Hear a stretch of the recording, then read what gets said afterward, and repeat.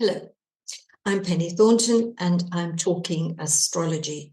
And on this video, my centerpiece is the full moon in Gemini on the 4th of December. But I'm also going to be talking about what else is surrounding that. So we're going to be looking at the period from about the 27th of November through to about the 17th of December. So I'll take you through the aspects and we'll have a look at all of that.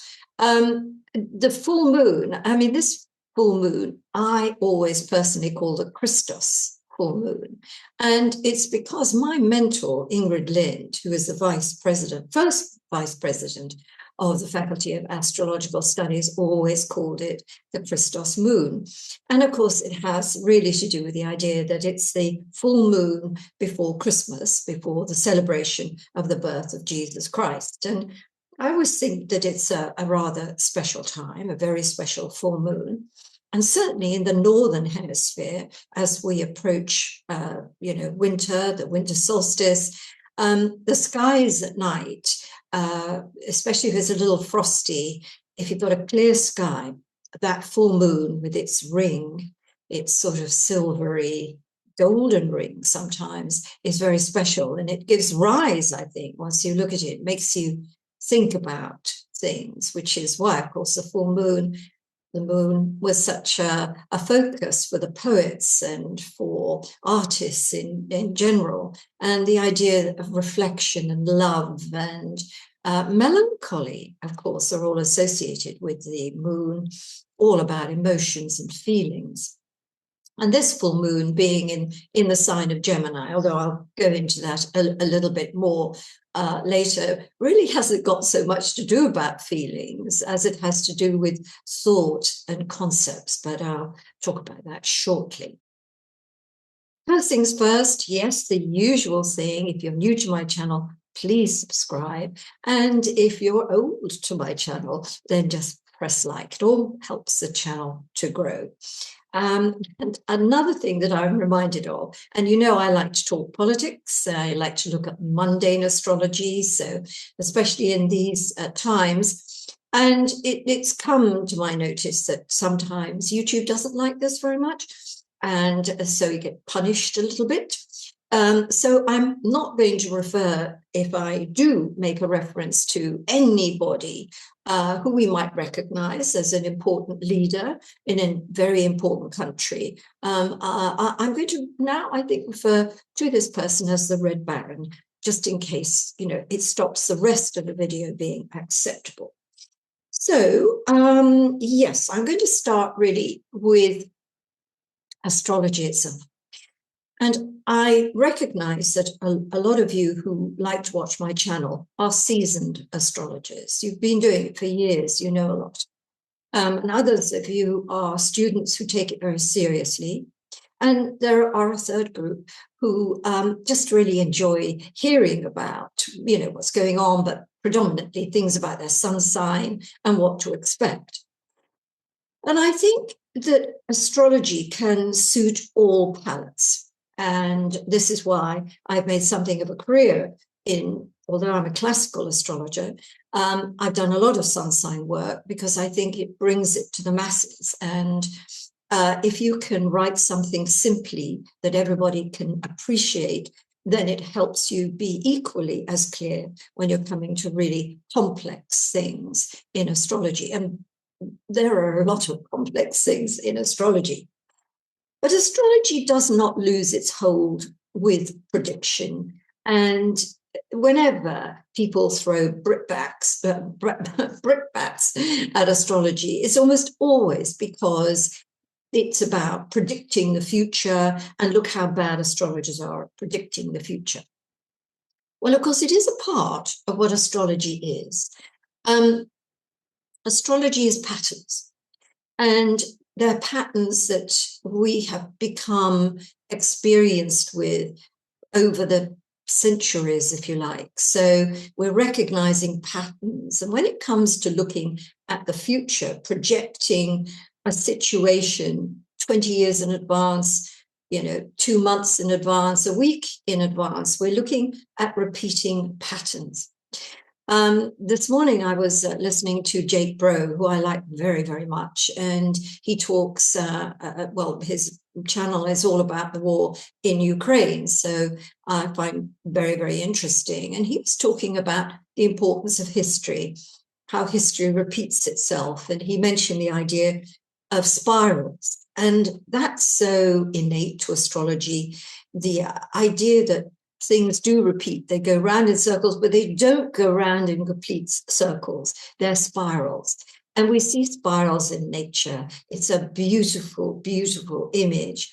And when we look at things in the future, we go back to the past and look at the last time we saw anything like this. We project it forward, but of course, nothing exactly repeats itself. There are always differences. So I think that's a really important thing to understand about astrology, because if it's constantly connected to the idea of prediction, forecasting in that way, then it's losing its great purpose, which is this wonderful guide, this mirror, if you like.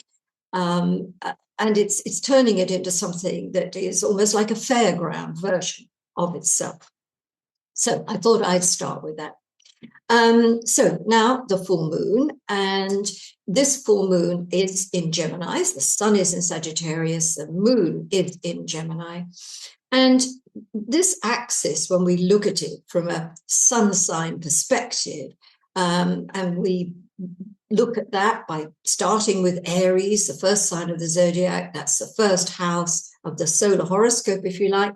By the time we come to the moon in Gemini and the sun in Sagittarius, we're on what we call the third ninth axis, the sun in the ninth sector of the solar chart, the moon in the third. And this has a lot to do with the formation of ideas, the communication of ideas. I also like this because it has a lot to do with going beyond. That's because that's where the sun is. It's in the area of far horizons. So there is a strong emphasis on things that are much bigger and further forward and maybe just beyond our understanding. So we've got that part. We've got the moon in Gemini, and Gemini is about logic. It's about being able to handle things that are matter of fact, but also things that are to do with how life functions. It's the nearer aspect of how we look at the world, the small world, if you like, instead of the big world. So you could say that in a way, this full moon unites those two areas of life. So the bigger picture becomes a little smaller and therefore better for us to understand it. And the small world of our everydayness takes on a much bigger kind of view. And that is going to be at the heart of all the forecasts that I'm going to be doing for the 12 signs of the zodiac. So I think I'm not going to waste any more time, not that that's a waste of time, but I'm going to head into looking at the chart of the full moon. And of course, once that's done, I'm going to be looking at this full moon from 12 perspectives. So let's have a look at the full moon in Gemini. So as you can see from the horoscope in front of you, I've drawn out the full moon in red. So the moon in this particular representation of the full moon is right up at the top of the chart in the 10th house, and the sun is below, right at the base of the chart. And this is because I've set the full moon from the perspective of London. And it happens at nearly midnight, which is why you can't see the sun. It's nighttime. In fact, it's almost at the very, very end of the day and the beginning of the new day. And you'll see that the red line is also has two other parts to it, and that is connecting with the omega sign at the 3 o'clock position in this chart, and that is the north node. So this is a very important factor because it means the full moon is exactly squaring the nodal axis. In fact, it really is forming a grand cross. So this full moon is bringing out a lot of the things that are pertinent to the time we're living in, and maybe in some ways, because the nodes are where eclipses take place, and the eclipses we associate with fateful developments, game-changing developments, then this full moon is really hammering that home to us. It's saying this period of time may appear to be things going on that are very fateful. They're game-changing events. So we could say this is a game-changing full moon for all of us, because it's going to be reflected in our charts at some point. But I've also drawn in the main configuration of the moment. That's the link, the sextile between Uranus and Neptune, the sextile from Neptune to Pluto, which is creating this little mini grand trine. And that's been the focus for a lot of other much bigger and more important configurations throughout the year. And this is why 2025 has been such an immense year for the world and for a lot of us individually as well. But there is another configuration, which you can see. I put that in dark black. You can have a dark black and emphasize black. And that is Jupiter is sextiling Uranus. Uranus is sextiling Neptune. And we've got Neptune trining Jupiter. And Saturn is also in there as well. So we've got a mini grand trine that way. And because Jupiter, Neptune, and Mercury are all caught up in a grand trine, we have another massive configuration called a kite. And I think the best way to think about a kite is, well, there are two ways. First of all, try not to worry about what each and every configuration means. Think of it more as a whole lot of planets caught up in the same, at the same pitch. So they're resonating at the same pitch, and therefore they are presiding over really big, loud developments in our lives. That's really the best way to look at all these massive configurations. But given that it's got this name, the kite, and it looks like a kite, we can think about what a kite means to us.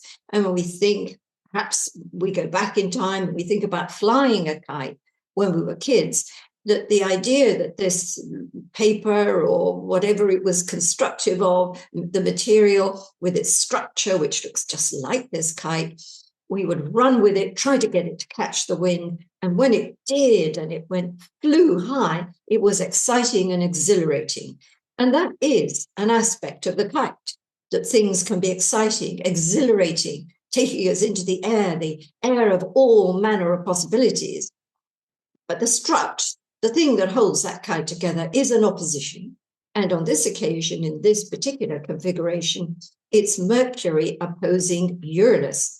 And this is a very electric, quick event happening, rather sparky, rather volatile, perhaps a little conflict-laden. We have that at the heart of this kite. So anything and everything can happen in a moment's flash. And then we have this image of the kite, which once flew high, descending to earth in a spiral and collapsing. So this is an image that, if we think about the image, it becomes a metaphor for the times we live in, and also something we can look at in terms of what's going on in our particular life. So as you'll see on the left-hand side of the horoscope, I've printed some dates, which you should be able to see. And I've reminded us all that Mercury turned retrograde on the 9th of November. So as this video launches, Mercury will still be retrograde. And although Mercury retrogrades can be a great nuisance, and they do hold us up from time to time, they're also very useful in giving us time to think and opportunities to go back in time. And of course, this is now a general theme, so that lots of things that are happening in the world are also to do with things that happened before, and a re-examination of them, and a kind of and changes accordingly, whether we have to wait until Mercury turns direct again and passes over the same ground for what has been reviewed and reconsidered to manifest itself. I mean, we could see something now, or we may have to wait. And I think this is particularly in reference to the Mercury-Uranus opposition. And that happens on the 10th of December, which is about 6 days after the full moon. But the interesting thing about that Mercury-Uranus opposition is that it turned, before it went retrograde. We're looking at it happening on the 19th of November. So the first, we recognized it on the 19th of November. And then even before that, we had the 29th of October as being significant. So coming to the 10th of December, this is the third time the Mercury-Uranus opposition has taken place. And so we get something decisive from it. And one of the things that I think is important, and if we take a look at Uranus in this chart, Uranus being the symbol that looks like a little telegraph or television aerial on top of a circle up there in the 9th house, 28 degrees of Taurus, 53, almost 29 degrees. That is only a degree or so away from 27 degrees and so many minutes of Aquarius, which is the United States moon. And there's so much going on in the United States, and we're going to see that reflected when this Mercury-Uranus returns. Remember, we had it turned retrograde 19th of November. There it was happening, and now it's direct. That we could link these dates specifically to what's going on in that wonderful country, and trace particular things. And I'm thinking particularly the whole of the Epstein files, documents, saga, which of course at this time is absolutely, central to all manner of developments that's going on. So that's something to look at when we get to that Mercury-Uranus opposition. But coming back and going through things in order, if we look at the 28th of November, Saturn turns stationary direct. Now, when a planet turns direct or it turns retrograde, there's kind of days surrounding that point. It's stationary. It appears not to be moving at all. It's just the appearance of things. It isn't what really happens. A planet doesn't just, stop and then go in another direction. It's all to do with our perspective of what that planet is doing and the relative speeds of the planets involved. So it will be stationary the whole week before it turns direct on the 28th. So this is going to be a really, really important week in terms of governments all over the world reaching very important decisions. I noticed that this is just around the time that Great Britain will be having its budget given out to us by Rachel Reeves, the Chancellor. And it's been a budget that has been so much talked about for the last, I don't know, maybe even 2 months, that we're all kind of a little bored with it here in Blighty. But it's going to reveal itself in all its full glory on the 27th of, or the 26th of November, around the time that Saturn turns direct. So we'll know what's in the budget. We know what we're in for. And I have to say that I don't think we're going to like it at all. So all the events that happen around this time with Saturn turning direct mean that a lot of the things we've been waiting for, a lot of the things that we've been thinking about in terms of I've got to come to a decision about this, then we're going to be able to reach a decision on and around that time. And literally to the day after Mercury turns direct, Mercury, the principle of communication, it is about the mind, it is about movement. We can see that there are a lot of things here pointing to now we know. Okay, just a simple statement, whether that applies to us individually about all manner of situations, or whether we're looking at big parts of the world where decision-making affects us actually, ultimately. That's what we're looking at. On the 30th, Venus opposes Uranus. Now, if we look at the horoscope again, I've drawn in the Mercury-Uranus opposition, which, of course, happens, on the full moon. But before, well, it doesn't happen on the full moon, but I've been talking about it, right? It happens on the 10th. But if you see in the picture here, Venus is at 5 degrees of Sagittarius. It's in the 6 o'clock position. But we can move it back to the 30th when it will take the position of Mercury and be opposite that, opposite Uranus.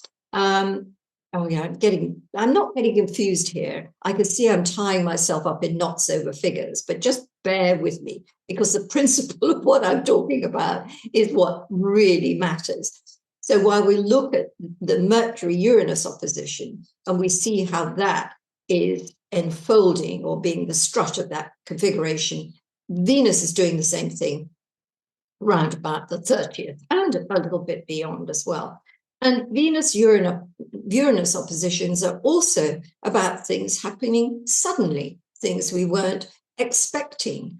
And because Venus is the planet of love, and it's also the planet of finance and aspects of things that relate to the economy, this is going to be a really dodgy period for the economy. Again, back we come to the idea of what's going on with the budget in England. This is really going to be a very, very difficult budget for the market as well. So, and markets all over the world are going to be responding to this strong Uranus theme, caught up in the configuration that it's caught up with. On the 30th, Venus moves into Sagittarius, which is very good news for Sagittarians and Geminians, because for Sagittarians, it means with Venus in your sign, you've got Venus's principles of love, of beauty, of form, abundance, and all sweet things in life going through your sign. And at some point, it's going to pass over your sun or any other planets you may have natally in that sign, and it's going to preside over something that you're going to be very pleased about. And the same really for Geminis, because in terms of your solar chart, the sun will be passing through the area of relationships. And I'll refer to this when I'm looking at your sun sign forecast regarding the full moon, because it makes it a time of forming relationships, making relationships stronger, more binding. But it can also be a time when you come to the end of the road with a relationship. But as I said, the fact that Venus is in this area is largely a positive. And if you're looking for love, this is going to be a really good period to look for it. As we move down the list, we have Venus sextiling Pluto on the 2nd. It's an angle of harmony. It brings out that configuration that I've been talking about earlier.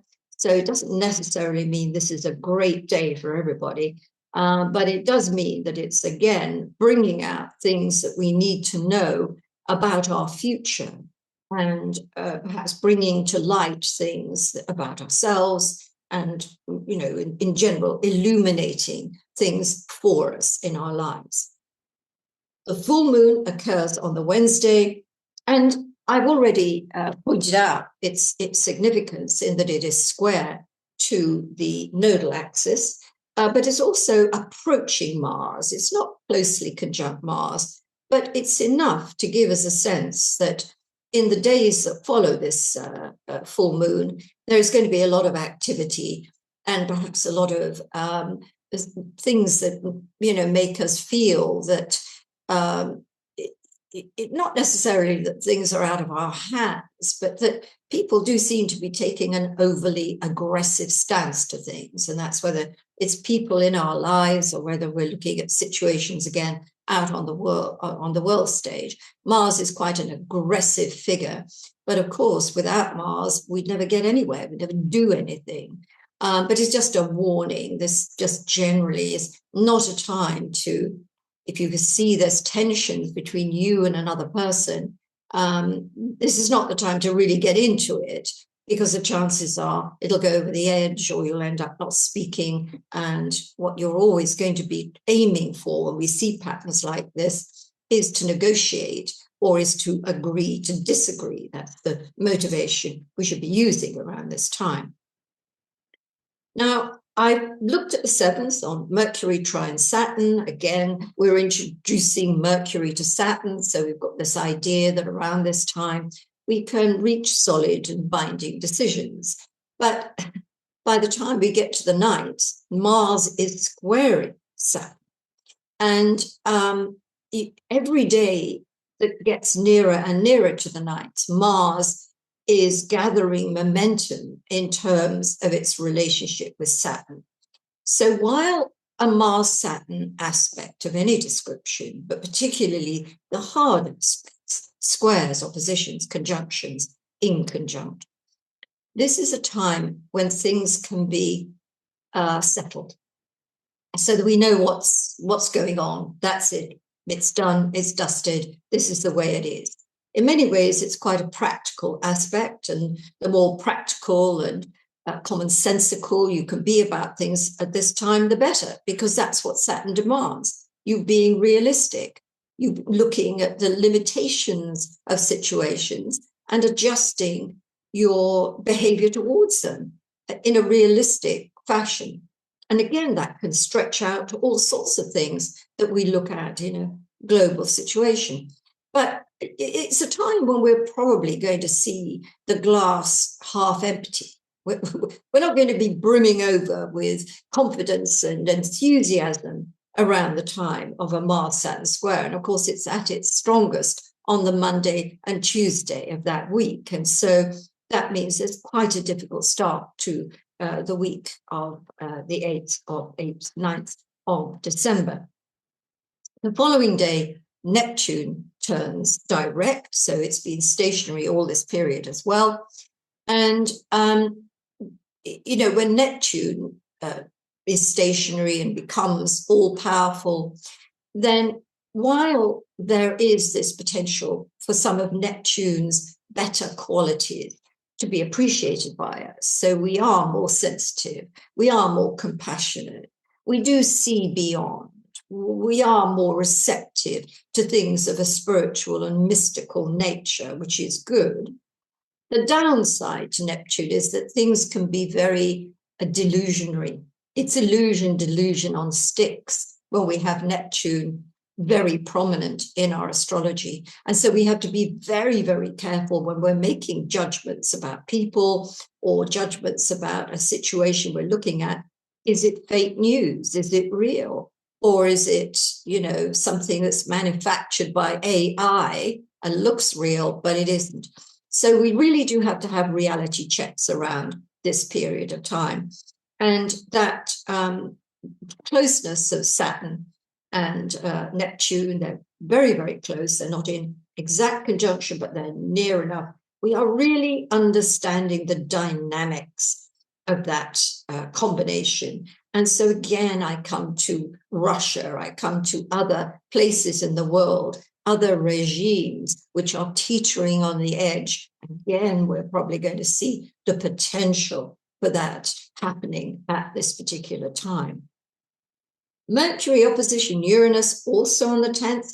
I've gone through all that. You could see how prominent Uranus is in this mix. And I mentioned a little while ago the idea what's significant here for the United States is that is the moon of the United States. So that means the moon also represents the people of the country, the nation itself. So there's a lot of unsettlement there's a lot of volatility, and it continues to go on because every new moon, from the new moon on the 20th of November forward right through to March's new moon, they're all triggering. They're all around that 28 degrees, 29, 27, all of that every single time we've got a connection to Uranus. So we are really in a sea of change, particularly for the United States, but also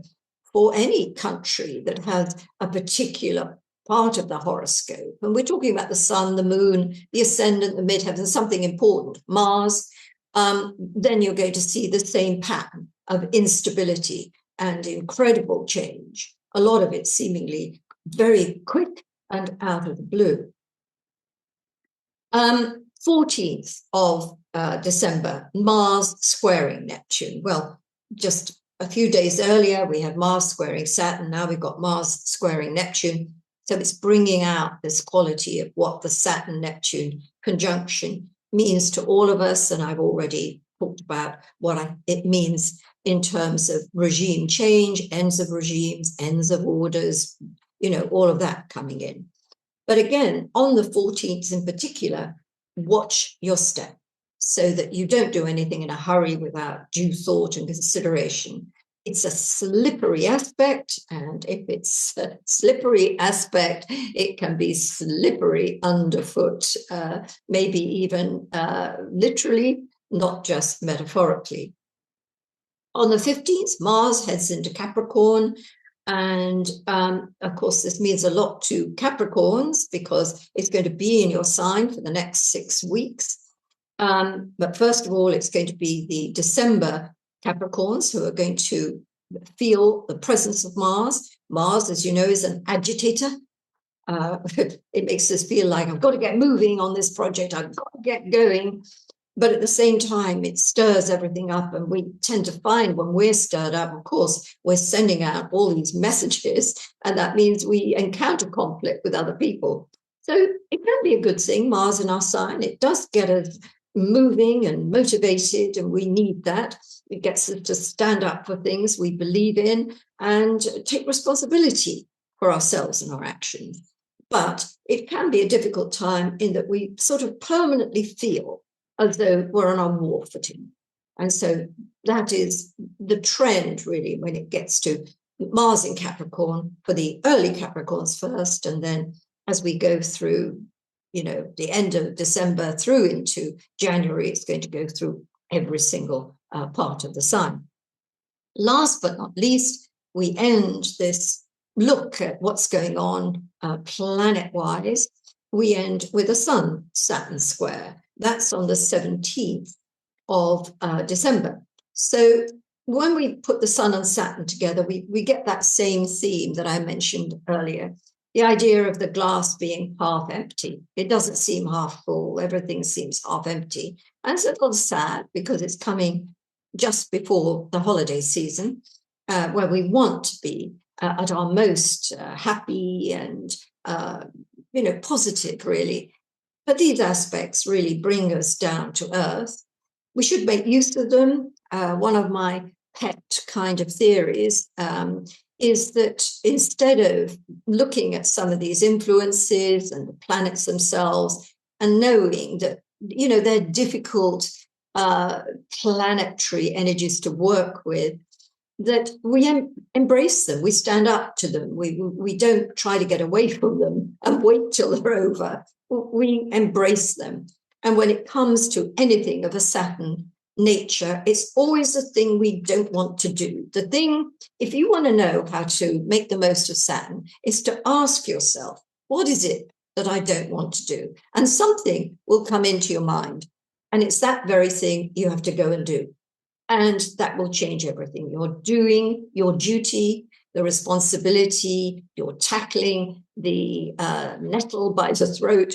And in so doing, you make use of Saturn rather than letting this planet bother you in the back of your mind and make you feel as though you've got a cloud hanging over you. Deal with that. Which brings me to the end of my tour of the particular horoscope of the full moon in Gemini, and I'm about to embark on sign by sign. Now, for those of you who may be new to my channel, the way I present or the way I look at the full moon from the different signs is that I take it from the sun sign, really, and I use the sun in a way as, you know, as my marker. If you know your rising sign, then obviously you can look at the full moon from that perspective. But I think both lend something to, you know, what this full moon is all about to you, what it's highlighting. And so it's worth listening, as I said, to both of them, without getting too caught up in, you know, why can it apply in two ways? Just trust me, go with it, all right? So let's start with Gemini, and here we have a look at the Gemini picture. As you can see, I've emphasized the full moon and its relationship with the nodal axis, just so you can see that big cross that says, whoo, this full moon is power-packed. And one of the things about this full moon is that, of course, the sun is in the area of relationships. The moon is in the most personal area of the horoscope. It's all about you. And in a way, when we've got a full moon in our sign, the sun in the opposite sign, we're empowered. It's an opportunity to harness our will and our emotions together, and so that we become more effective. And I think just considering that you are empowered at the time of this full moon will help you act in a way that is going to be advantageous to you. Whatever you feel that you want to be empowered to do, by embracing that idea, you can make what you want to happen. Okay. Getting tongue-tied this time. Well, I'm not always speaking perfect English, usually when I do these things. But I also want to look at the sun's position, because the sun has been, or is almost halfway through, its transit of the seventh house of relationships. So this is a period when meeting people, whether that's socializing with them, whether it means doing business with them, whether it means romancing them, is, you know, at a premium. And if you are looking for love, and I think I said that a little bit earlier on, then with Venus in this area as well, this is absolutely the right time to be seen and heard, and to actively put your head up above the parapet and say, okay, I'm open for business. Now, the full moon is both a time to make the ties that bind and a time to break them. So it's going to be different for different Geminis. Some of you may already know that you're going to be doing something special around the time of the full moon, and it really centers on the idea that you are confirming and reaffirming your commitment to another person, taking it to a new level even. While others of you will say, you know, I've reached the end of the road here, or the relationship has petered out. And it can be a business relationship. It can even be a friendship. It doesn't absolutely have to be a romantic relationship or a marriage. It can be other kinds of relationships. And it might be that a contract is up, or that you are perhaps going to sign a contract. So we have to be flexible with our interpretation. The other thing I want to say about this patterning, as I see it, is you can see that we've got Venus, the Sun, and Mars in that opposite sign, and Mercury is about to join them. So we've got quite a heavily tenanted seventh house, which means that in a way, other people have the upper hand. Now, that doesn't mean you're powerless, and I've been talking about empowerment, but it does mean it's a time to hear what people have to say, to let them give you, you know, the benefit of their feelings and whatever else it is. Your time will come, but by listening more and by recognizing that other people have a say in whatever it is that you're dealing with is probably going to help you with any negotiation. This isn't necessarily your time to force your will on anybody else. Okay, Gemini? So if we come to Cancer, the moon on the full moon is in the 12th house of the horoscope, and the sun is in the 6th house. So this is one of the areas of the chart which has a lot to do with your inner world. And of course, coming just before Christmas, if you're very spiritually minded, very religiously minded, this full moon is going to be really related to all of that. And you are going to feel your heart will be full. Your soul will speak to you. There is this feeling of being connected, I think, with something that's greater than you. But that's not going to be for every single Cancerian. Some of you may have no particular religious belief, so it doesn't apply. But even so, you can have an experience around the time of the full moon, and certainly on the day of the full moon, that kind of fills your heart. It's a kind of really big emotional surge. And when we have those big emotional surges, they move us. And that sometimes can make an awfully big difference to what we do thereafter. So I think it's more significant than it may first seem. Now, the sun has been moving through your 6th house since the end of November. It's about halfway through. And the 6th house is an area that we think of as, well, I refer to it as the engine of the horoscope, because it's what keeps everything moving, pumping. So everything is going. And what makes everything go? The engine. And it may not be a very kind of, sort of glossy part of the horoscope. We may even think the 6th house isn't very important. But if we don't have an engine and it isn't functioning well, we haven't got anything. And of course, that engine applies to health, a health system. So this is an important period for health, just generally as we head towards Christmas. It's a good time to have health checks and do things, dental checks, that kind of thing, to get fit and match fit, if you like, not just for Christmas, but as you go forward. And this full moon can illuminate health problems. It can show you what you need to look into and get sorted. And it can also mean that if you're working very hard or you're doing too much, this full moon is guaranteed to stress you out. So if you put the 4th and 5th of December in your notebook or on your phone, however you make a note of dates, and advise yourself not to do too much on those days, you'll be doing yourself a favor. The other thing about that 6th house is it has to do with work as well, doing the work of life, which I think is important. And, we do the work of life every day, but sometimes it's about work itself.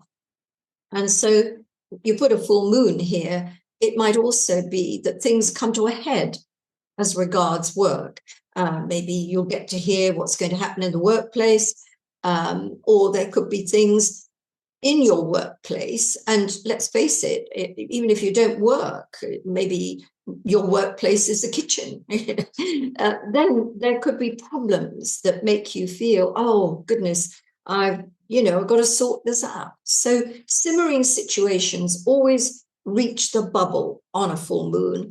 Sometimes when things bubble over, it can be an overwhelming and beautiful thing, because all your feelings come out and all sorts of things can happen that are very therapeutic. But it can also be a time when things bubble over and then there's quite a mess to clear up. So just pointing it out on that particular day.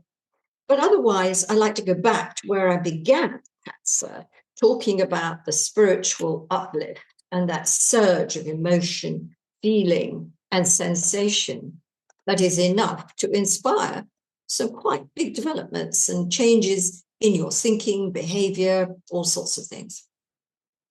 Leo, this full moon occurs on the axis of gestation. In other words, the sun is in the 5th house, the creative 5th house.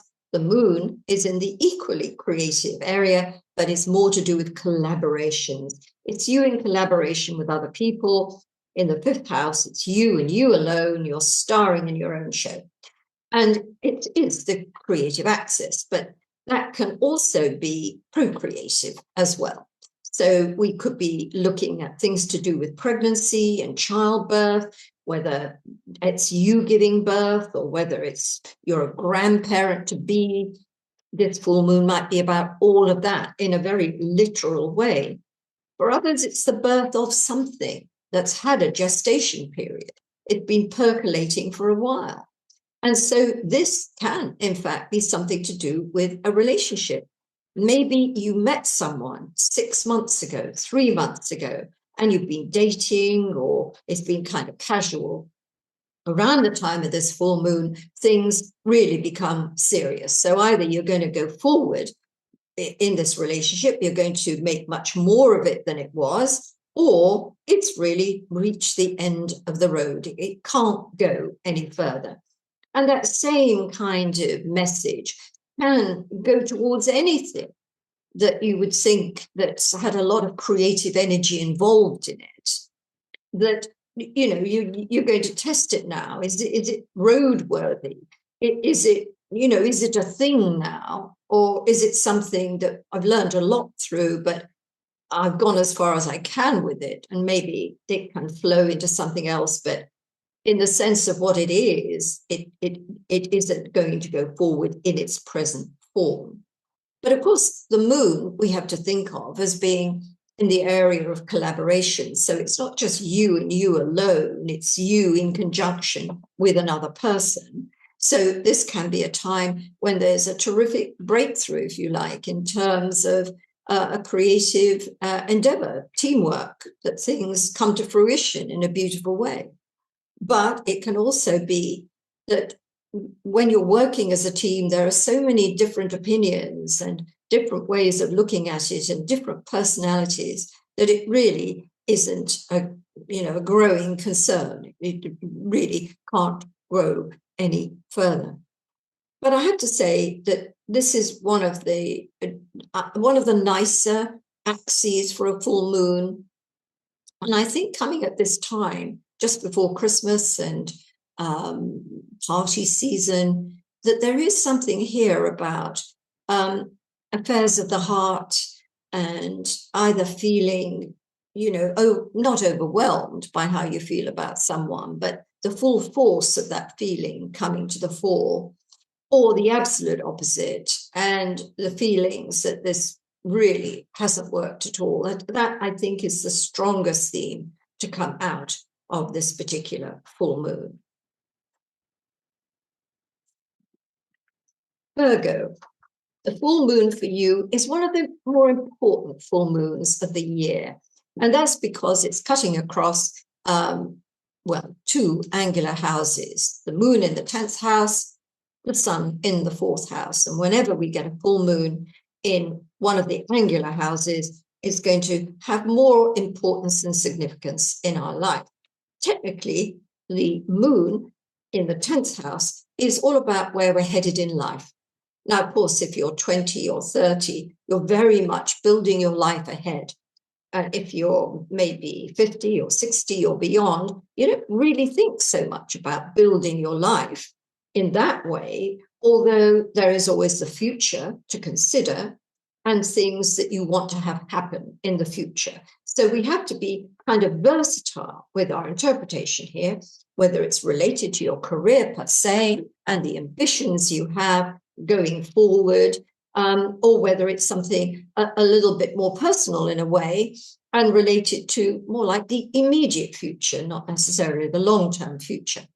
There is closure and completion here, because that's what full moons are all about, closure and completion.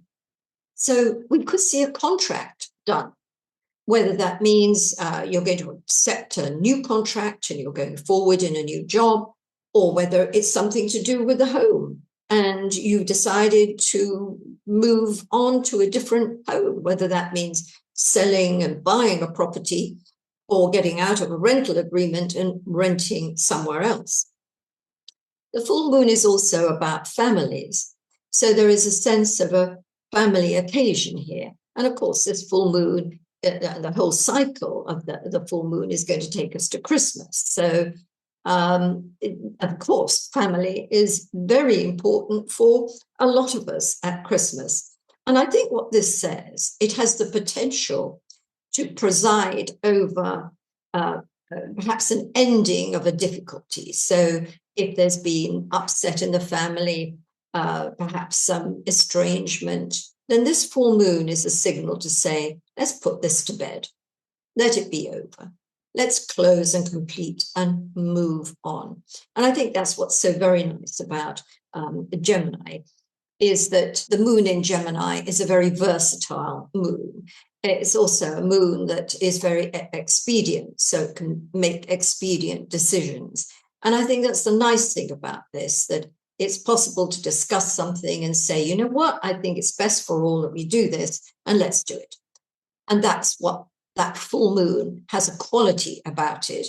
And although I'm looking in this instance at things to do with family and perhaps some family rifts and difficulties, it can apply to almost anything, that theme of, you know, let's do this. Let's talk about it and put it to bed. I think is a really strong theme for this next couple of weeks for you. It might also signify the end of a job. So maybe that's good because you're ending it at a time when it's appropriate to. It could even be retirement for some Virgos, but whatever it is, this is part of the great endless cycle of endings and beginnings, highs and lows, consolation to desolation that goes on regularly. And we see this symbolized every month with the new moon and the full moon. So that's that endless rhythm of life rather than maybe cycle of life. There's a lot of things that really need to be, well, I've used this expression a couple of times with you, haven't I? Put to bed. Doesn't necessarily have to be things to do with other people even. It can be in your own heart and mind that something needs putting to bed. And that then will relieve you and release you for other things. And although Virgo always likes to have the last word, and you're a very verbal sign, and you do a lot of thinking, in fact, overthinking about a lot of things, I think it would be good for you to say, look, I'm not going to think about this anymore. This is over and done with, and I'm going to have a clear space in which to go forward. And that can apply to anything, whether it is something to do with a job, something to do with the home and family, or whether it's a relationship. Put it to bed. Okay? Libra. The full moon for you is cutting across the 3rd, 9th axis. Now, I've already spoken about this in the previous part of this video. So you've got a general idea of what it is, but it's quite personal. In other words, this has a lot to do with your aspirations, this full moon. It has a lot to do with things that that go beyond. That's such a good word. We think about far horizons and going beyond when we think about the 9th house.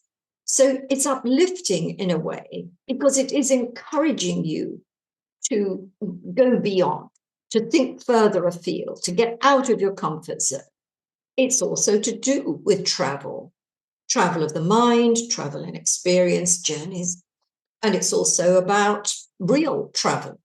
And of course, at this time of year, Christmas, people are traveling, and maybe that's part of your plan in that you will be traveling, whether you're actually going on the 4th or the 5th of December, or it's going to be after that. And we're just looking at the spirit of this full moon continuing on through the waning cycle, inspiring journeys of one sort or another.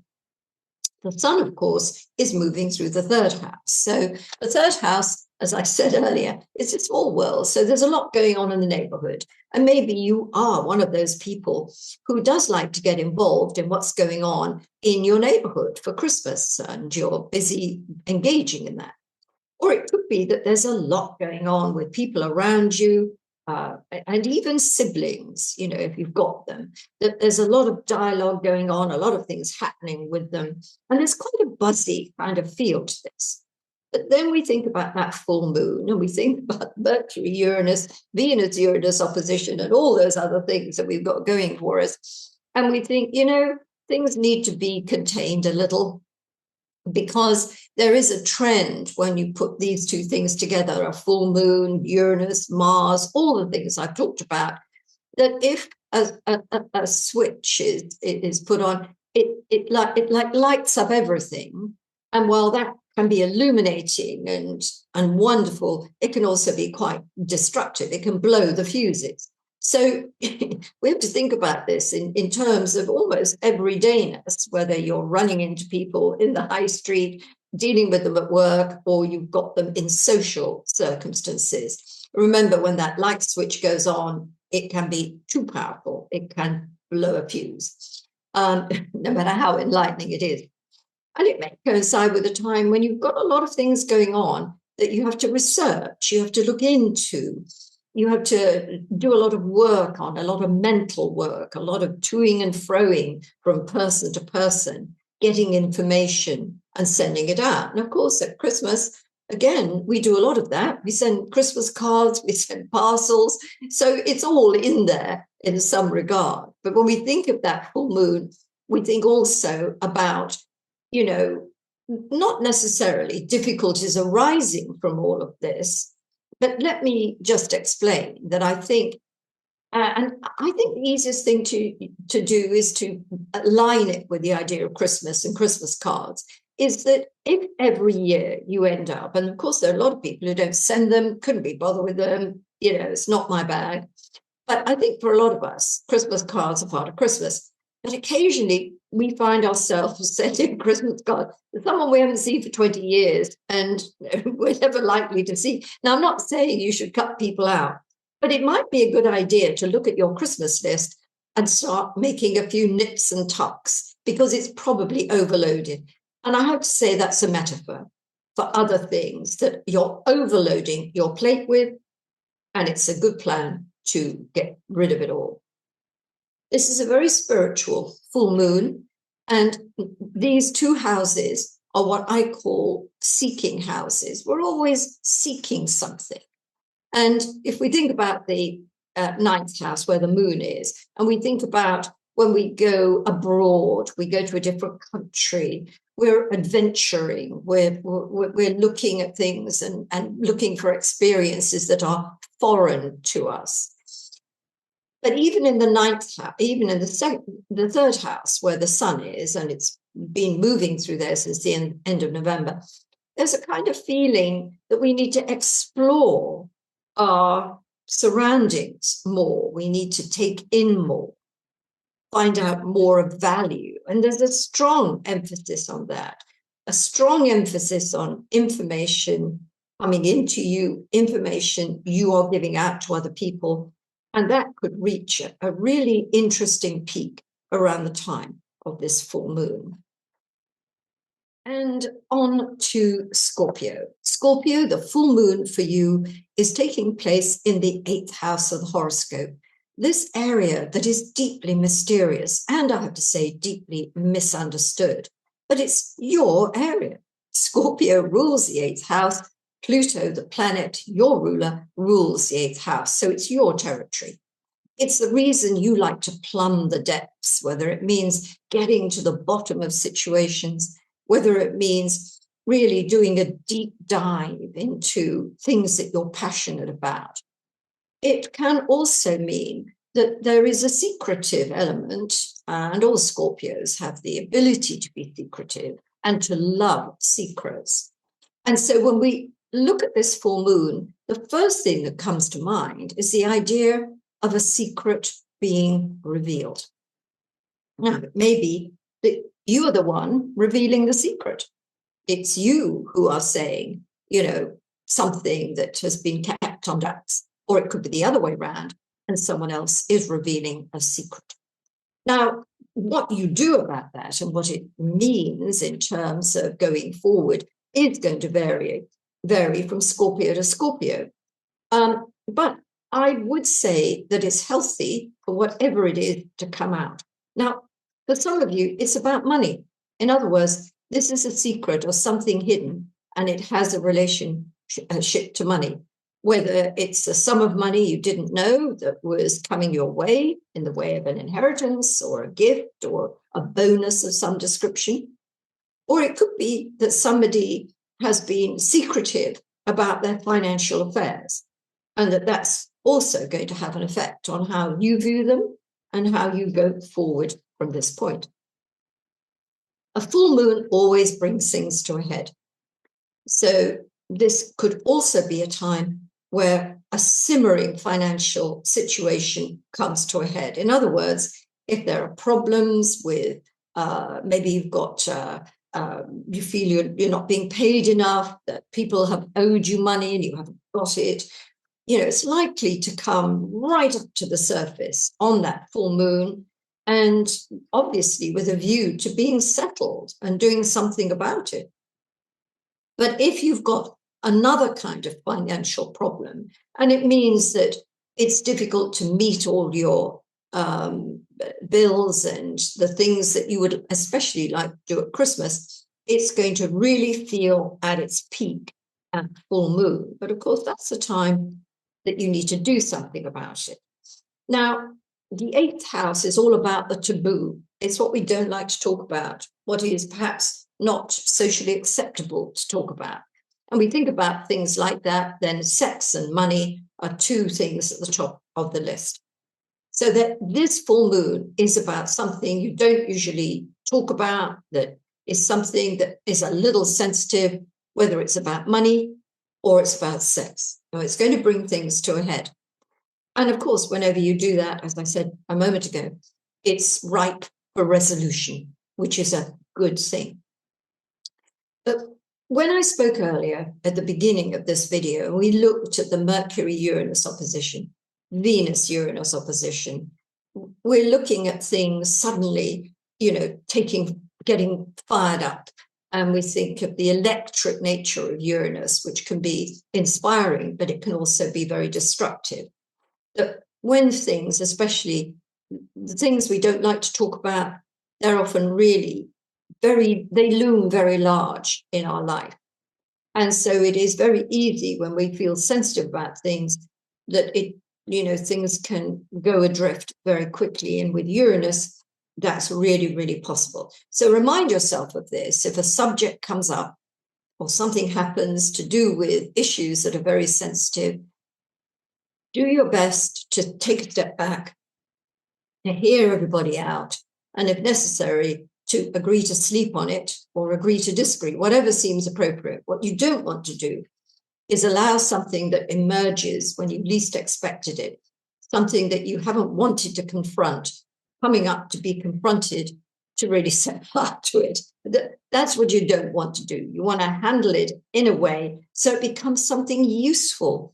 It becomes a means of growth, not a means of, causing, more kind of problems that you made the problems. They didn't need to be there. I think, too, when we look at the full moon in the 9th house, the full moon in the 12th house, the full moon in the 4th house to a certain extent, and in the 8th house. And this is a very spiritual kind of area. So again, the potential here is to feel very spiritually motivated at this time. And of course, it's the perfect time because it's Christmas and we're thinking about those kind of things. But I think there's a capacity here to be profoundly kind of changed, transformed by some kind of spiritual experience. And that can even be in the form of a dream sometimes. We can have such a powerful dream. It doesn't just last the day with us because we're filled with the memory of it all day. It can be much more powerful than that. So it doesn't necessarily mean that, you'll have a mystical experience in the way that, Paul and on the road to Damascus. It doesn't necessarily have to be like that. But it's enough to have a really big effect, I think, on your spiritual kind of values that you have in life. So lots of things to think about here, Scorpio. Yes, quite a menu. Sagittarius. Well, of course, it's birthday time for you. The sun in your sign, Mars in your sign, Venus in your sign, and Mercury about to enter your sign. So you're full on at the moment. You're certainly not short of planets to help motivate you and also to make life interesting. So we've got that. We're setting the stage for it. As I talked about Venus when I was going through the various kind of aspects during the 2 weeks, I talked about Venus coming into your sign and being a point at which some day on your birthday, Venus will pass over your sun at some point, and you will get that full Venus feeling, which means I'm glad to be alive. I'm really, I'm being spoiled, and, good things are happening to me. And of course, that it varies from the intensity of that experience. But Venus always, when she passes over your sun, she's going to give you that moment of something being very special and giving rise to joy, whatever level of joy that may be. So we look at the full moon, which brings relationships into the foreground around the time of the full moon. And of course, it then sets the stage for the following 2 weeks. So what I'm going to say about the full moon is also relevant to the 2 weeks following. So at a full moon, we close and complete. And that's a good thing, because once we've done, a job is done, a deal is done, then we are free to explore other things and move forward. But there are two ways of looking at that. It's a done deal, means that we have bonded with another person. Maybe we've decided to get married, or maybe we've decided to form a partnership or join a company. So we're committing to be with a company or with a person. The full moon can preside over such things. But it can also, because it presides over endings per se, it can signify the end of a relationship. So it's time to go your separate ways. And I think with Uranus, such a big presence in this next couple of weeks, that if a relationship is hanging on by a fine thread, it's going to snap. Now, it can be a friendship, it can be a relationship with anybody. And the chances are you won't, think that that's going to happen. It'll just happen. And remember, this full moon is precisely squaring the nodal axis. So there is an element of fate here. And you might think just that, if I hadn't gone to that meeting, if that person hadn't said that, if that hadn't happened, this wouldn't have happened. So there is that kind of feeling about this full moon in relation to people in your life. If a relationship has done its day, then I think this full moon and its presence squaring the nodal axis is saying it is time. Era ora, as I often say. But let's not forget that as soon as we end one thing, we are ready to begin something else. And although I would never recommend, closing one relationship and immediately starting another, that's never a good thing. We need to process the old relationship, mourn it if necessary. But whatever it is, it's a symbolism that when something comes to an end, there is a new moon to follow. There is a new beginning to follow. And I think that's really important. I think it might be important, especially on the days of the full moon itself. That means the 4th and the 5th, that you really listen to other people. Sometimes, Sagittarius, you're very enthusiastic and you're very optimistic and full of fire. But sometimes that's too much for other people. And maybe other people sometimes feel they haven't been heard. And I think that's worth bearing in mind, that maybe you need to hear people around the time of the full moon. Give them space, give them time, allow them to say and do what they want to do. And the benefits from all of that are going to be a greater sense of unity, a greater sense of bonding. And that little piece of advice may come in really, really handy in general, all through this period. Give people room. Give them room, give them sovereignty. And it's amazing how things will come together. Okay, Sagittarius? Capricorn. As we look at this full moon, which cuts across the 12th and the 6th house, and I'll get into that in a minute, I'm reminded that at this time of year, before Christmas, there is a lot of preparation going on. Now, you might be jumping up and down at this point, telling me, yeah, talk about preparation. You should see what I'm involved in. But it's more than that. The real meaning of the idea of preparation is that it's an inner thing. I mean, if we were living in a different world, perhaps, and we would see the sun, Venus, Mars, and Mercury all in the 12th house, we would be thinking about going up to a retreat or some quiet place and inwardly preparing for times to come. And it is a time to repair, to recharge your physical, mental, psychological batteries, because of where, the emphasis is when we're looking at the planets.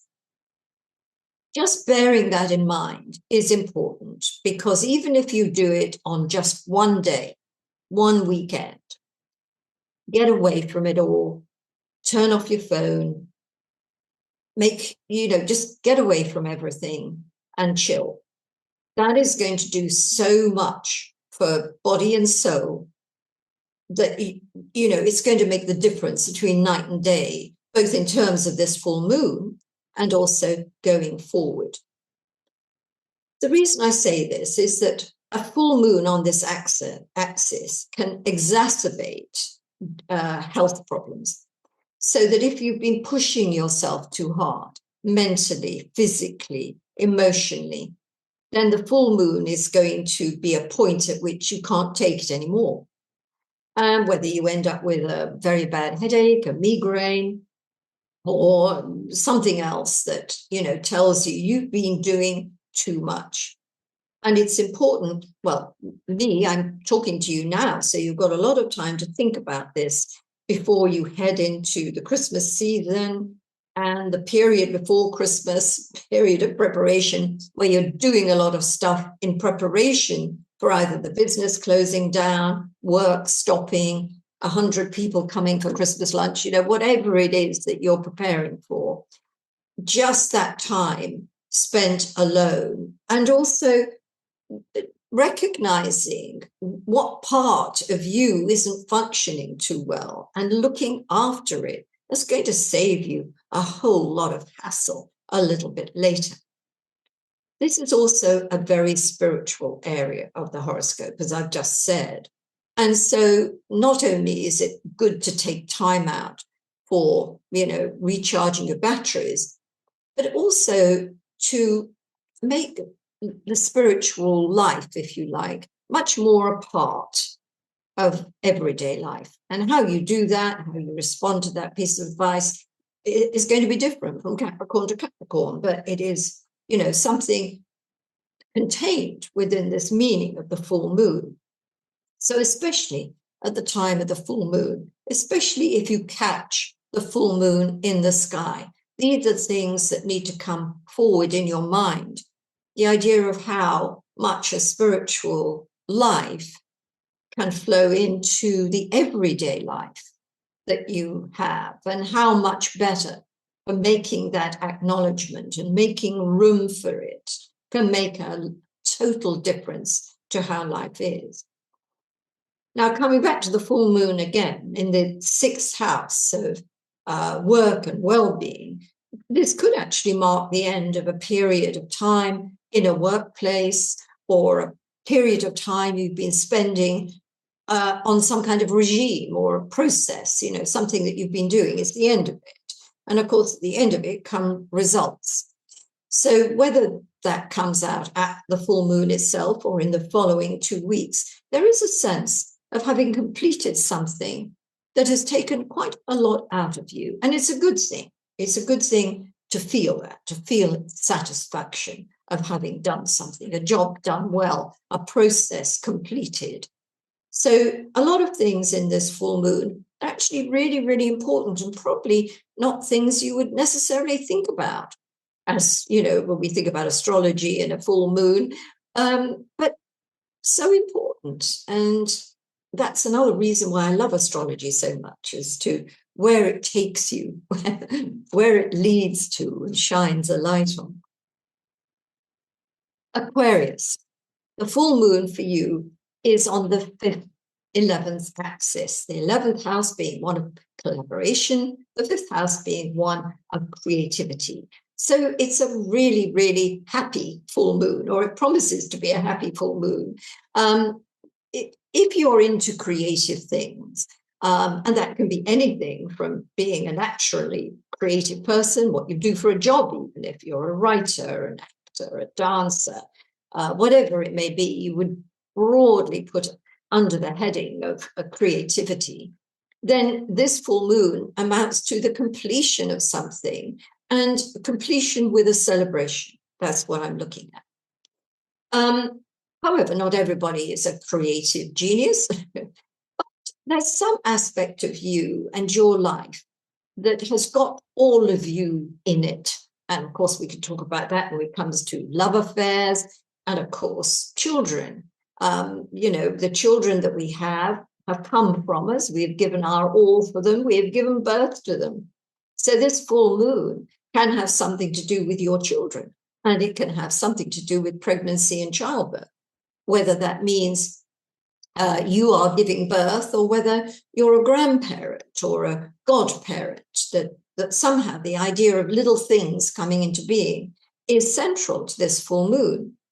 And the same really with other little acorns growing into oak trees. There can be other things that are like that. And I think this is the power of this full moon, to show you that from the little comes the big. And that's just perhaps the one thing I could leave you with in interpreting this particular full moon. But full moons can be times of stress, times of closure and completion. And when we look at the place of Uranus in this overall astrology of ours, we can see how things can get very, very volatile, and things can blow up very quickly. That needs to be a constant thought as well, that if you get into a situation, an argument, a situation which is very tense, it will be easy for that situation to break and to cause, you know, a little bit of damage. And it doesn't have to be great damage, but, you know, things that could have perhaps been stopped or made to be a little bit less, you might be thinking of in retrospect and thinking, oh, I should have let that go so far, or I shouldn't have said that things. And that's especially around the time of the full moon. Love affairs, collaborations. This is also, both of them, sensitive areas to this full moon. It could be the completion of a stage, you know, if you're working with a group of people on something, or a social project. It could be that it's near the end and, you know, it's done its time and it's about to be delivered. But it can also be to do with a love affair, that it started some while ago, maybe 6 months ago, 3 months ago, and it's reached a really important point. Where do we go from here? And while some of you to whom this applies will be going forward with a relationship and building it into something lasting, others will be thinking this was never built to last. It isn't built of that kind of long-term stuff. It's a beautiful thing, but it's done and dusted. So that's another application of this full moon into your life. But I think I want to leave you with this idea of offerings and collaborations, or whatever else, you know, whatever that may mean for you, that there is a sense of something coming together now after a period of time where it's been worked on and you now know what you've got. And I'm going to leave it open as to whether you're jumping up and down and saying, oh, this is wonderful, or whether you're feeling maybe it didn't work out as well as I hoped. The full moon will deliver. Pisces. This is one of the more important full moons of 2025. It covers the two of the angular houses. The sun is in the 10th house, the moon is in the 4th house. And broadly speaking, it's about things you do out in the world, your place in the world, which can mean your career on the one hand, and on the other hand, it's about your very, very personal private life, your home, your family, things that mean something to you very, very personally. So this full moon is a time when you can see that things are out of whack. And so the motivation should be to get back in balance. And the easiest way to look at this is the idea of the work-life balance. And this is very familiar to most of us. You know, we're either spending too much time at work or too much time out there in the world and not enough time in our interior space. And in fact, that's a really good phrase to use, that the 4th house represents our interior space, because it can also be our home in the sense of 4 square walls. It can also be home in terms of our family, but it's also our inner home, the idea of an inner sanctuary, our inner space. So if there is things that are not in balance here, it can really affect you. So have a look at whether you are spending too much time on home, family, and being a very private individual and in your private space, and perhaps not enough getting out there and thinking about your ambitions and what you want to do in the future and what you're building.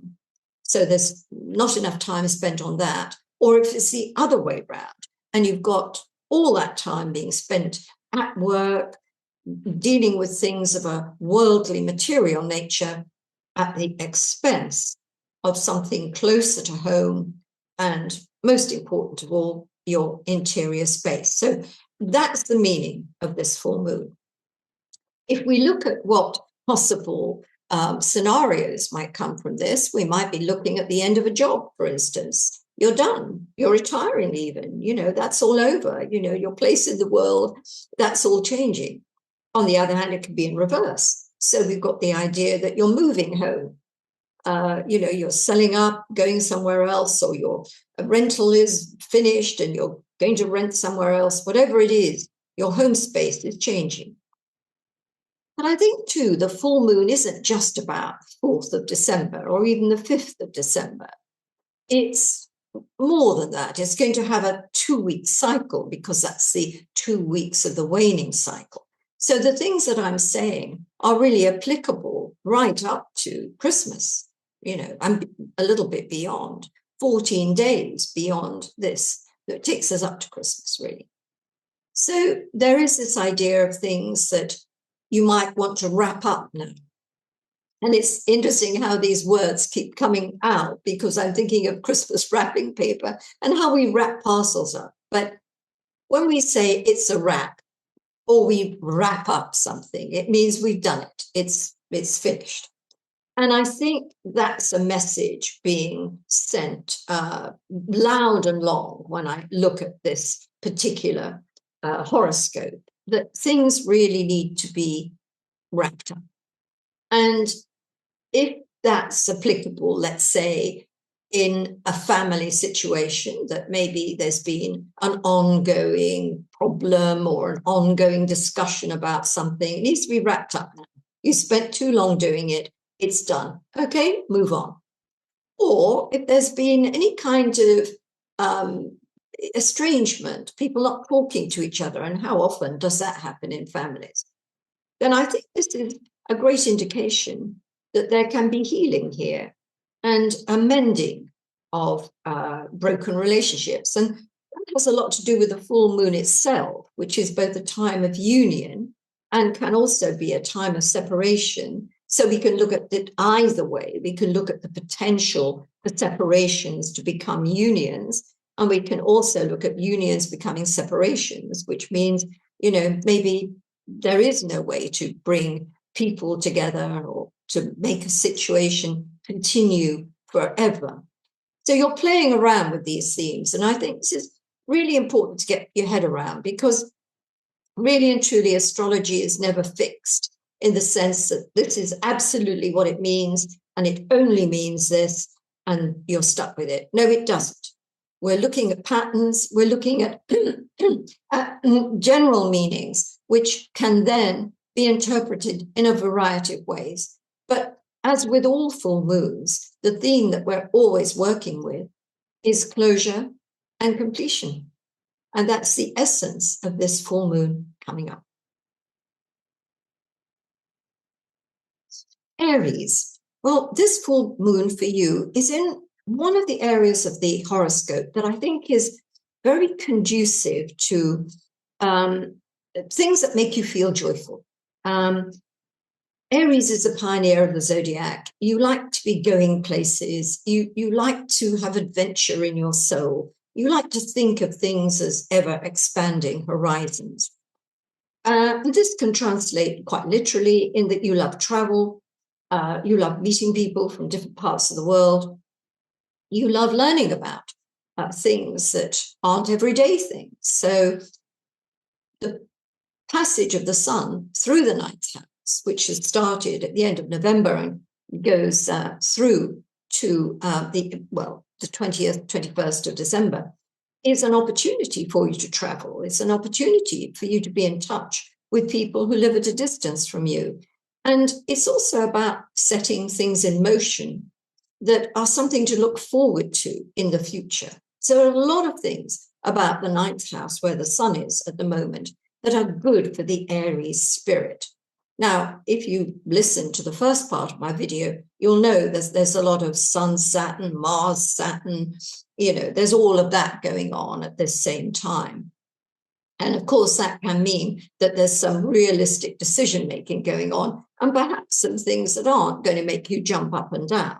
So we have to acknowledge that, life isn't perfect. And what I'm telling you about where the sun is in the ninth house, that's where it is. But we have to accommodate the day-to-day things that happen that cause us to feel up against it, or, those kind of feelings that aren't necessarily that pleasant.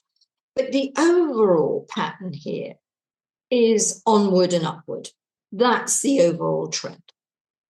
So when we come to this full moon, which is encompassing that ninth house where the sun is and the third house where the moon is, it's about information.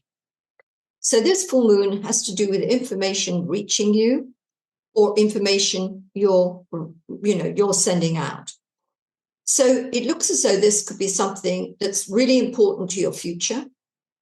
And in many ways, it's a good thing. But in a few instances, it is possible that something comes to an end now, so that an idea you had or a contract that you've had, it's at an end. There's no further it must go. But let's not forget that with all that planetary energy in the ninth house, it's saying go forward, go beyond, get out of your comfort zone. That's the message being given. So whatever ends at this time, whether it is a contract, whether it is a relationship, whether it is whatever it is, it's saying go beyond. There's more to come, but in a different way. So although with all those Saturn aspects that we could see that I was talking about earlier, there can be disappointments. There can be a sense of, well, not failure, but of, things not working out as you'd hoped. The main emphasis is don't let that, affect you in a way that you become negative. Let it be a spur to building in the future and going beyond. That's the message that I think is most important that I have to give you. But yes, it is a time to tie up loose ends. So if you've got bureaucratic things that need to be dealt with, deal with them. And there will be some bureaucratic stuff going on at this particular time. And I know, being an Aries myself, we tend to think, oh, I'll deal with that later. It's boring. It's going to take me forever to fill out that form. Aries, fill out the form.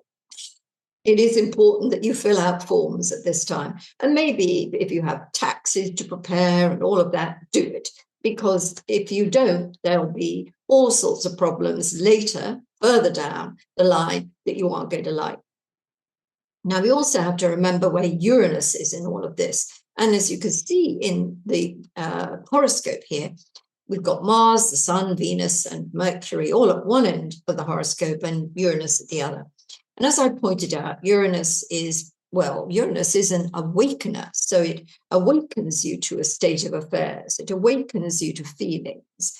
But it's a very, very volatile planet. It's a bit like, nitroglycerine. You can't shake it, otherwise it'll blow up. So I think you will need to be super wise during this period before the full moon and certainly on the full moon, that you don't let situations that are already polarized really get out of hand. Think to yourself, do I really need to break that vase, so to speak? And you probably don't. So, remember that things could be a little fragile. But Uranus is also about breakthroughs. We should never forget that. So there is also a potential breakthrough here. But I want you to have a happy life, and I want you to allow the astrology to guide you to, make life easier for yourself. And that means not pushing people's buttons, not taking things too far, especially on the full moon. But also at the same time, if something, has to stop or it can't be anymore, the thing to remember is those two words: go beyond. That's the secret. Okay, Aries?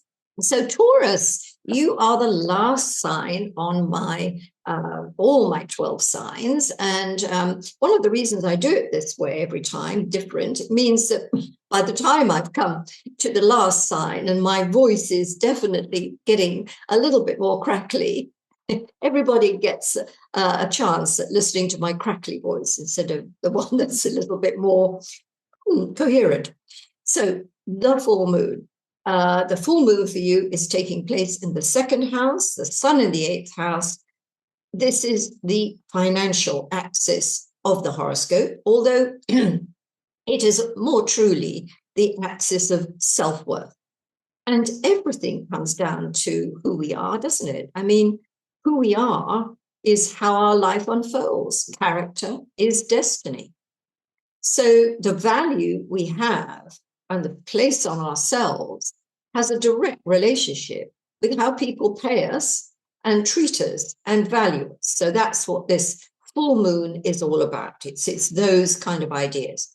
So we could be looking at a settlement here. How wonderful. We've spent a long time trying to get people to agree, and it's, sign on the dotted line, and there's money involved. There could be an inheritance, so that money's come to you unexpectedly, or monies you've been waiting for, but they come to you from another person or an organization. And then there is the idea of, the Christmas bonus, that there are things coming to you that, are great. Things always loom larger with a full moon, so that the good things are bigger than you expect, but so too can difficulties be kind of superact on a full moon. And I think if you've got a financial issue, let's say you're already arguing with one person or a group of people about something, and money is at the heart of it, this full moon is going to make things a little bit more difficult to manage. But knowing that will help you negotiate better. We've also got to think of planet Uranus, the very end of your sign, but opposing Mercury, Venus. I went through all of it at the beginning of this video. That's just like, things snap in a moment, and people get very fed up, and it's the last straw that broke the camel's back. And if you're aware of that, it probably means you won't take things to the edge. And I would advise not doing that. I mean, you can't do anything about someone who deliberately wants to end things or make things difficult. That is just what they've decided to do. The only thing you can control is your part of it, which means trying not to let things get too far that there is no containing them. The full moon, with its theme of closure and completion, is sometimes a very good time in this area to to complete on a house, for instance. In fact, in England, we do have that whole thing. We go to exchange with a property, and finally it's completion. So a property completion could be in here, or it can be some other completion of a deal. But at the same time, when we think about the full moon exacerbating things and, bringing things to a head, if you've got a financial problem that means there's too much going out and not enough coming in, it's going to be at its peak at this time. And what I would say, if that does happen, it's all about negotiation, Taurus. There isn't anything that can't be discussed and improved. So however anxious you may feel about money, or a situation that has money attached to it, it can be resolved, and it's going to be resolved with negotiation. Okay. While I was thinking about what I wanted to talk about on this video, either in the beginning, which is more astrological, if you like, and my conclusion, which is usually philosophical, I had a lot of things that I thought I wanted to talk about, some of which I've already done. But the other things I wanted to talk about are sort of more along the astrological line, and, well, astronomical line, actually, because I wanted to talk about 3i Atlas again, and I want to talk about Chiron. I want to talk about these two mysterious planetary bodies. Now, in point of fact, it's pretty clear that 3i Atlas is a comet, a very strange kind of comet. It's a comet we haven't seen before. It seems to have two tails, and it's done all sorts of mysterious things, glowing in different colors. It's certainly not a spaceship. And, the way my mind thinks about these things. But it's still of significance. I mean, the very fact that it's come from deep space, and it's come from deep time, ages ago, is a phenomenon. It's come into our solar system, and suddenly we're looking at it and we're thinking, oh, this is extraordinary. We've never seen anything like this before. Put that on one side there, and we think about what's going on with Chiron. Now, Chiron was discovered in 1977. There are 2 days for it, October the 18th and November the 1st. It's got two kind of birthdays, one when it was seen and another when it was officially discovered. Take your pick which one you want to use. And it was discovered at 3 degrees of Taurus. At the moment, we're heading towards the end of Aries. And what this means is we are coming very near to a Chiron return. Chiron returns to its original position 49.9 years, I think it takes. And it is a very important coming of age. Now, I don't really want to get into this at this point in time. What I want to talk about in reference to Chiron is that it is developing rings. Astronomically, as you look at the real object, Chiron, it is developing rings like Saturn. Isn't this extraordinary? We are watching something develop of an extraordinary nature. And of course, Chiron is a Saturn-Uranus object. It comes in the orbit of Saturn, goes out past Uranus, and that its orbit, if you like, encompasses those two different planets. So the idea that it's developing rings means that this is an object that is developing. Now, this together with 3i Atlas, these things happening within our solar system that are forcing us to look at our solar system in a new way, I see as part of, a kind of our evolution as well. Just like when Uranus was spotted in 1781, we were ready to move into the Industrial Revolution. It's symbolic of leaps of consciousness, leaps of faith, leaps of development. We've been able to see these things. They are marvelous things. And in turn, that's what is happening. We are making marvelous understandings. So I wanted to talk about that a bit because I know life is difficult and, we can't turn a blind eye to what's going on in the world or in our own, in our own particular lives. But there is such hope, I think, and it's these kind of things, the fact that such things are happening and they're exciting and never seen before. They are revolutionary and they're opening up space to us and opening up the reality of the universe to us. And at the same time, symbolically, we are making great leaps. And that was something that's been on my mind for the last 2 weeks or so. And I just really wanted to share it with you. And also, really, to end on such a positive note, because, yes, life doesn't always bring us roses. Okay, well, thank you for watching. And I look forward to seeing you on my next video. Bye for now.